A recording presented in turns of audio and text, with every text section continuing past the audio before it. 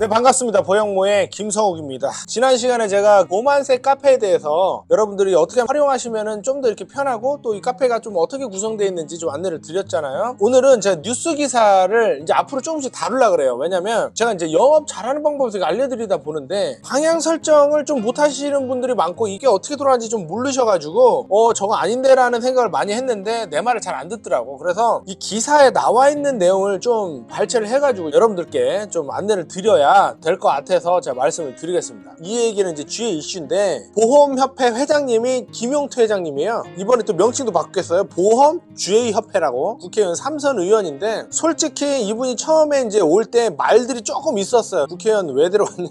보험은 이상하게 국회 쪽이나 이렇게 정치하시는 분들이 전문성이 엄청 떨어져요. 관심도 없어요. 실제로 선거할 때 보면 공약 내는 거 보신 적 있어요? 대통령 선거, 국회의원 선거, 지방선거 등등등 한 번도 없으니까 정치인들이 보험에 굉장히 관심이 없다. 근데 갑자기 이분이 오셔가지고 많이 바뀌고 굉장히 좋게 개선이 많이 되고 있습니다. GA들이 돌아가는 게 거의 망하게끔 돌아가고 있었어요. 뭔 말이냐면 장사를 하려면 그래도 마진을 남기면서 장사를 해야 되는데 정착지원금 막 주고 그것도 띠끼고 뭘 지원한다 어떻게 하다가 이렇게 되게 안 됐었는데 쉽게 말하면 설계사들이 버릇이 좀 잘못 들었다 이런 표현을 많이 했었어요. 근데 이게 과열되다 보니까 극심하게 싸우는 경우도 있고 돈을 또 못 벌어요. 쉽게 말하면 이런 거에 대한 이 좀 정리정돈을 해야겠다 이런 식으로 이제 그 하나씩 뜯어 고치기 시작을 했어요. 그 중에 하나가 제목은 올바른 보험주의 문화 정착을 위해 노력하는 보험주의협회 이렇게 돼 있는데 이게 내용이 뭐냐면 낮은 위상 나쁜 이미지 뭐 이렇게 표현을 하시더라고요. 우리 그걸 하나씩 개선을 하는 게 불안전 판매.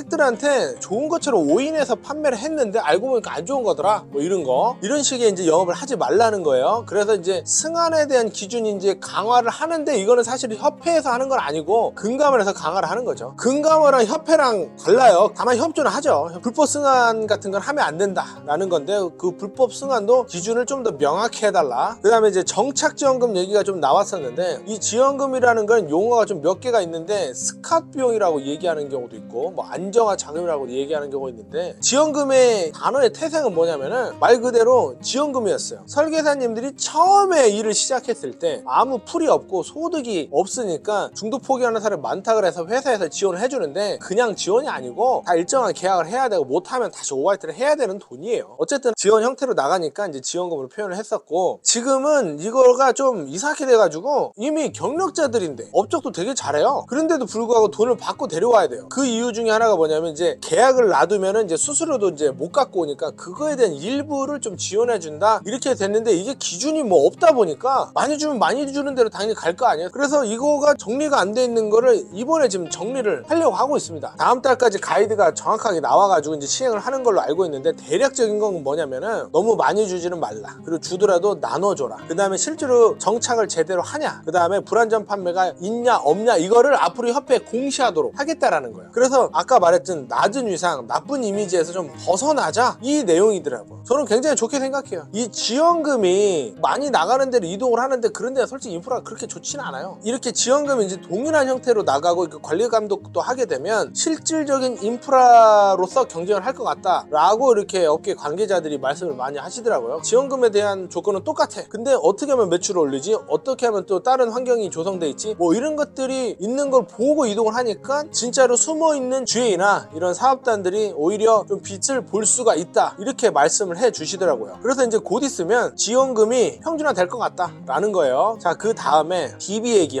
참 이거 주위에 근무하시는 관리자시 분들 아시겠지만 DB 얘기 말 참 많이 나오는데 지금 쓰는 것 자체도 퀄리티도 좋지도 않은데 앞으로는 잘못 쓰면은 벌금까지 매기겠다라고 여기에 제목을 보면 처벌이라는 용어까지 이제 써가면서 DB도 이제 실질적인 제재가 조금씩 들어오고 있습니다. 근데 DB는 여러분 설계사님들도 적당히 했으면 좋겠어요. 뭐냐면 자기 역량을 좀 늘리세요. 실력 없는 설계사들이 좋은 퀄리티의 DB를 자꾸 요구를 하는데 절대로 없어요. 세상에 아무데도 없어요. 있으면 그게 벌써 대박이 나가지고 설계사 한 50만 명 가 있어야죠. 그 어떤 DB도 다 30% 미만이에요. 체결률이. 그러니까 그 이상은 바라지 말고 그리고 시즌에 따라서 이번에 8월 9월 지금 쉽지 않았잖아요. 8월 9월에 DB가 안 좋아요. 다 휴가 가고 어디 놀러 가고 중간에 명절 껴있고 하다 보니까 고객이 진짜로 나 이거 보장보상 받으려고 신청했다 하더라도 바로 그냥 마음이 틀어지는 경우가 많잖아요. 마음이 틀어질 일이 많은 시즌의 경우에는 DB 질이 더 안 좋지. 이럴 때는 솔직히 많이 사는 거 말고는 답이 없어. 근데 많이 사면 또 돈 많이 내야 되지. 그래서 저희 회사 같은 경우는 돈 많이 내야 되니까 제가 일부 지원 형태로 좀 나가게끔 하고 있어요. DB에 대해서 여러분들이 너무 DB 2차전 3벌림 뭐 이렇게 하는데, 예를 들면 1차 DB 쓰는 조직 뭐 이런 게 있는데, 근데 중요한 건 1차 DB고 가공이 전혀 안 돼 있다 보니까 계약 체결이 어려운 거고, 또 그런 DB 쓰려고 가는 사람들이 아직 준비가 안 된 설계사들이 대부분이에요. 그럼 더 체결이 안 되지. DB 퀄리티 얘기는 여기까지 하고 지금 처벌받을 수 있다. 뭔 말이냐면, DB를 쓰는 게 DB 업체에서 솔직히 갖고 온 거잖아요. 사온 거잖아요. 그리고 DB 업체는 또 어디서 원장을 또 사와요. 이렇게 단계를 거쳐서 저기까지 오는데, 이게 다 불법입니다. 사실은 지금 법이 어떻게 돼 있냐, 개인정보를 가지고 있는 것만으로도 불법이에요. 그리고 파는 건 더더욱 불법. 이게 원래 보이스피싱 때문에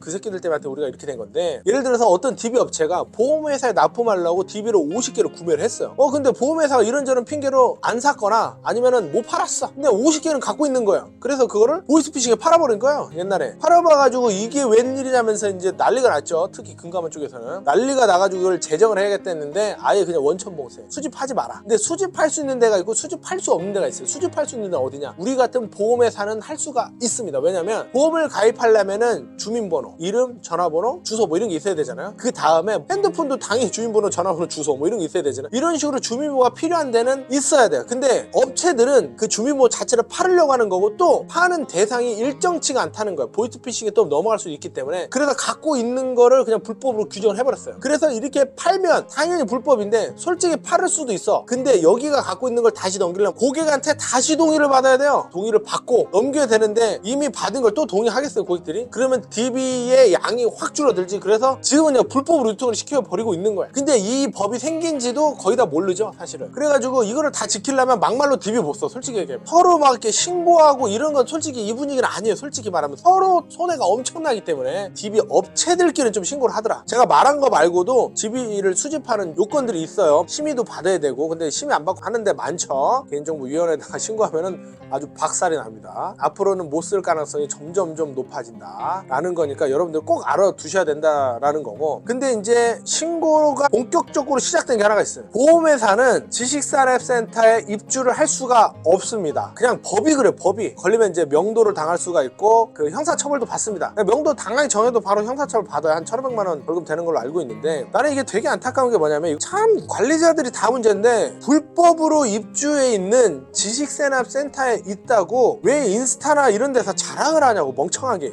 난 진짜 이걸 이해를 못 하겠어요. 그 다음에 또 걸렸어. 그럼 나와야지. 무슨 재산권이니 뭐니 이 핑계 저 핑계 자꾸 대면서 명도 당하기 전까지는 그냥 버티겠다, 뭐 벌금 맞고 버티겠다 이렇게 하는데, 이렇게 되면 어떻게 되냐면 보험업계 전체가 계속해서 이게 압박을 받아요. 또 어떤 데는 본사가 지식산업센터에 있었다고 하더라고요. 몇 개 회사가 또 그랬대요. 제가 이전 한 걸로 알고 있고, 토스 같은 경우는 아예 9시 뉴스인가 거기서 나와가지고 직격탄을 맞았고, 그리고 또 설계사들은 이런 걸 되게 낮게 생각해요. 이런 데서 업장을 벌리는 관리자나 그걸 알면서 들어가는 설계사나, 참 양쪽 다 좀 이해를 할 수 없는 부분이 좀 많은데, 저도 사무실 얻을 때 지식산업센터에 유혹이 좀 있었어요. 왜? 싸요. 관리비도 싸요. 그 다음에 또 되게 잘 지어놨어. 주차도 좀 편하고. 이거 언젠가 문제가 될 것 같다는 생각으로 안 들어갔는데 역시나 문제가 되는 거다. 그러니까 아까 DB랑 맥락이 비슷한 거예요. 여러분도 솔직히 지금 쓰는 게 다 불법인데, 언젠가 한번 또 이제 뉴스가 크게 나고 뭔 일이 생기면 이제 대대적으로 이제 압박이 만들어지겠죠. 그러니까 좀 자정 노력을 좀 했으면 좋겠다. 왜 이런 것들을 체크를 안 하고 그냥 단순히 뭐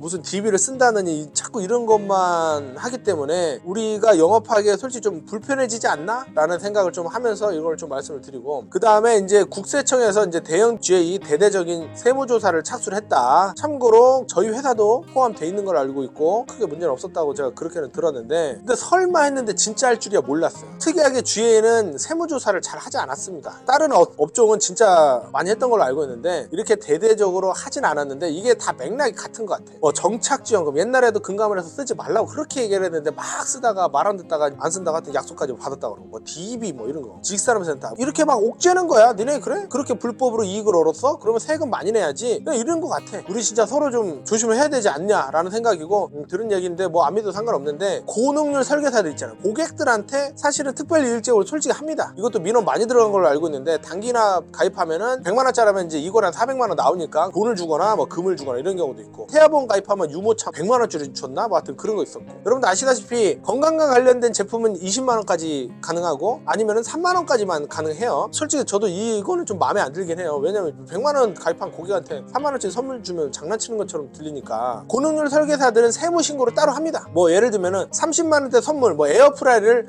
20개를 구매했어. 근데 그걸 바보같이 바보같이 비용 처리를 했네? 외국 프로를 본인 인식해 쓰지는 않잖아, 그죠? 비용 처리라도 안 했으면 상관이 없는데 비용 처리 해가지고 딱 걸린 거야 이거. 지금은 회사를 세무조사를 한 거지만 고업적자들인데 불법 영업을 하는 고업적자들은 잡겠다라고 제가 들었어요. 그러니까 이걸 한 대략 한 연봉 3억 기준 잡더라고. 3억까지만 버세요. 그냥 그렇다고 돈을 적게 벌으라는 게 아니라 좀 생각을 하면서 일을 하셨으면 좋겠다. 내가 지금 말한 거 답이 다 있어요. 저도 관리자로서 그 비용 처리할 게 있어요. 근데 비용 처리 안 되는 게 많아요, 사실. 그리고 또 우리 본사에서 알려줘. 이거 하면 안 된다. 그래 나 그냥 안 해버려. 그냥. 짜증나 죽겠는데 내가 쓰지도 않은 돈을 내가 세금 내려니까 열받긴 한데 나고. 근데 뭐 어쩌겠어. 이렇게 돼 있는데. 근데 재밌는 거는 이렇게 짜증은 나지만 그러니까 마음이 좀 편하고 그리고 다 운영돼요. 솔직히 문제 없더라고. 이렇게 그냥 보험업계 전체에서 좀 우리가 자정률을 했으면 좋겠다라는 생각을 좀 해요. 왜냐면 솔직히 저도 계속 운영해야 되는 입장인데 자꾸 이런 거 생겨버리면 무슨 세무조사라고 무슨 지식삼사 못 들어가게 하고 뭐 DB 못 쓰게 하고 뭐 못하게 뭐 못하게 하고 그러면은 뭐 어쩌라는 거야. 좀 제 채널 보시는 분들만이라도 자정률을 기울이면 참 좋겠다라는 차원에서 하는 거고 이 바닥에 욕 처먹을 짓 하는 주의들이 많아요. 저렇게 안 해도 이익 다 나오고 알고 있는데 너무 오바를 해가면서 하고 특히 설계사 막 뒤통수 치는 형식의 그런 걸 하시는 분들은 저도 이제 유튜브에서 다뤄볼 생각이에요. 법적으로 하자가 없더라고. 제가 변호사님들한테 다 확인해봤기 때문에 일단 이 채널 보시는 우리 설계사님들은 좀 어떤 방향 같은 거는 그래도 생각하시면서 가고 이직을 하더라도 감탄본부에 와라 좀 정상적인 게 가가지고 좀 마음 편하게 떳떳하게 계셨으면 좋겠다. 자, 그럼 오늘 여기까지 하고 다음 시간에 또 다른 주제로 찾아뵙겠습니다. 감사합니다.